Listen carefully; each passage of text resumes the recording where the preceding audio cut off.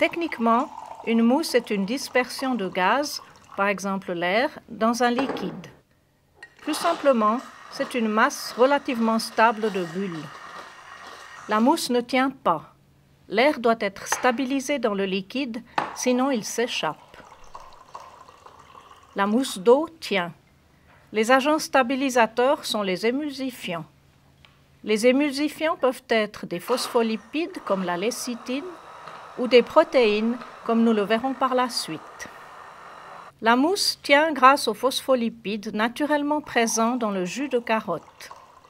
Les phospholipides des membranes cellulaires sont actifs une fois la paroi des cellules brisée mécaniquement. La mousse tient. En fouettant le blanc d'œuf, l'air incorporé dans le liquide y reste. Dans l'eau fouettée, l'air ne reste pas. L'eau est composée uniquement de molécules d'eau et de quelques sels minéraux. Les molécules d'eau ne peuvent retenir l'air. Le blanc d'œuf contient environ 88% d'eau et plus de 10% de protéines. Durant le battage, les bulles d'air diminuent de taille et augmentent en nombre. Le blanc d'œuf, initialement translucide, prend une apparence opaque.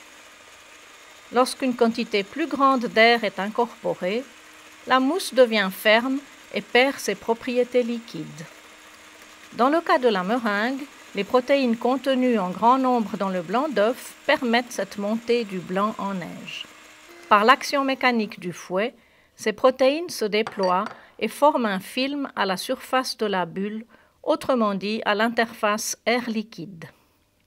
Cet appareil permet la réalisation en quelques secondes d'émulsions, de crème et de mousse, les fameuses espumas de la cuisine moléculaire. Les espumas sont des mousses préparées à l'aide d'un siphon qui injecte un gaz dans une préparation. L'incorporation du gaz se fait lors de l'expulsion du mélange par la buse du siphon sous pression. La texture aérienne peut être maintenue grâce à l'ajout d'un liant dans l'appareil.